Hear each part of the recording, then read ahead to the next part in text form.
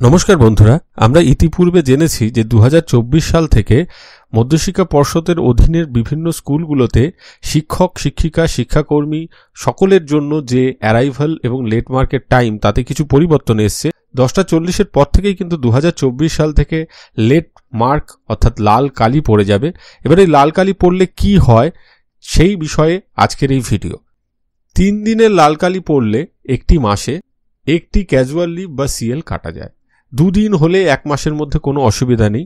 পরবর্তী মাসে যদি আরও 2 দিন হয় তাতেও অসুবিধা নেই। অর্থাৎ 2 দিন করে যদি লেট হয় সারা মাসের মধ্যে তাহলে ক্যাজুয়াল লিভ কাটা যায় না। 2 মাসে যোগ করেও কাটার নিয়ম নেই। কেবলমাত্র নিয়ম হচ্ছে একই মাসের মধ্যে যদি 3 দিন হয়ে যায় লাল কালিটা লেট মার্ক, তাহলে তার 1 দিনের ক্যাজুয়াল লিভ কাটা যাবে। এবার কি হবে যদি কারো সমস্ত সিএল এক্সস্টেড হয়ে যায়? বছরে আমরা জানি একটা ক্যালেন্ডার ইয়ারে 14টা সিএল পাওনা থাকে, তো সেইগুলো সব শেষ হয়ে গেলে কি হবে? তখন HOY head of the institute তিনি কনসার্ন স্টাফকে 1 দিনের হাফ অ্যাভারেজ পে আবেদন করতে অনুরোধ করবেন বা বলবেন। যদি তিনি না আবেদন করেন, আবেদন করতে যদি ফেল হন বা তিনি আবেদন করতে যদি অসম্মত হন, ডিক্লাইন করেন, কিংবা যদি দেখা যায় তার হাফ অ্যাভারেজ পে লিভ সেটাও নেই, তাহলে কিন্তু হেড অফ দ্য ইনস্টিটিউট সরাসরি তাকে 1 দিনের উইদাউট পে লিভ গ্রান্ট করবেন। অর্থাৎ একটা সিএল এর বদলে হাফ অ্যাভারেজ পে 1 দিনের। এবার 1 দিনের হাফ অ্যাভারেজ পে মানে হচ্ছে 2টি হাফ অ্যাভারেজ পে। প্রতি বছর 15টা করে হাফ অ্যাভারেজ পে জমে, 4 বছরে 60টা জমে ম্যাক্সিমাম। 60টার কে যখন হাফ অ্যাভারেজ পে হিসেবে নিতে গেলে কিন্তু অর্ধেক মাইনে হয়ে যাবে। তো সেক্ষেত্রে ফুল ডে পে নিতে গেলে 1 দিনের 2টো হাফ অ্যাভারেজ পে লেগে যাবে। সেটা যদি কারো দেখা যায় শেষ হয়ে গেছে, তাহলে তার কিন্তু লিভ উইদাউট পে হয়ে যাবে।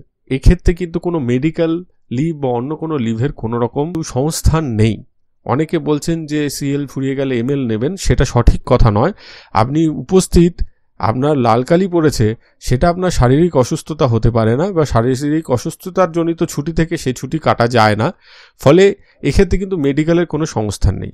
এবার বিষয় হচ্ছে পার্শ্ব শিক্ষক, আইসিটি বা কন্ট্রাকচুয়াল স্টাফদের ক্ষেত্রে কি হবে? তাদের তো হাফ অ্যাভারেজ পে লিভ নেই, তাহলে তাদের কিন্তু সিএল এর পর সরাসরি উইদাউট পে হবে। তাই এক্ষেত্রে আমি একটা কথা বলবো, এটা খেয়াল রাখলে হয়তো যাদের এইরকম পরিস্থিতি হবে, সিএলটা প্রায় শেষের দিকে চলে এসছে, হাফ অ্যাভারেজ পে লিভ নেই বা নিতে চাইছেন না, সেক্ষেত্রে আপনারা 1-2 দিনের যে ছুটি তার এমএল এর আবেদন করতে পারেন। সিএল এর ক্ষেত্রে সিএল এর যে আবেদন, সে জায়গায় সিএল না করে এমএল এর আবেদন করলেন। পার্শ্ব শিক্ষকদের ক্ষেত্রে যেমন 2 বছরে যে লিভ জমে 20টা, তারপর তো আর জমে না, তো তারা আবেদন করতে পারেন। এমএল এর যদি আবেদন করে দেন বা কন্ট্রাকচুয়াল স্টাফরা যদি এমএল এর আবেদন করে দেন, সিএল এর 1 দিন, 2 দিন, 3 দিন পর্যন্ত সিএল এর বদলে যদি এমএল এর আবেদন করেন, তাহলে সেক্ষেত্রে কিন্তু আপনাদের কোনো ডাক্তারি সার্টিফিকেট দিতে হচ্ছে না। 3 দিনের বেশি হলে ডাক্তারি সার্টিফিকেট দিতে হবে। তো সেই এমএল এর আবেদন করলে কি আপনাদের সিএলটা থেকে গেল। তাই যাদের লেট হওয়ার প্রবণতা রয়েছে বা সম্ভাবনা থাকে, তারা যদি সিএলটাকে এইভাবে বাঁচিয়ে রাখতে পারেন, তাহলে কিন্তু তাদের উইদাউট পের জায়গাটা আসবে না। নইলে কিন্তু সিএল শেষ করে ফেললেন, তখন কিন্তু লেট মার্কের জন্য আপনি এমএল নিতে পারবেন না।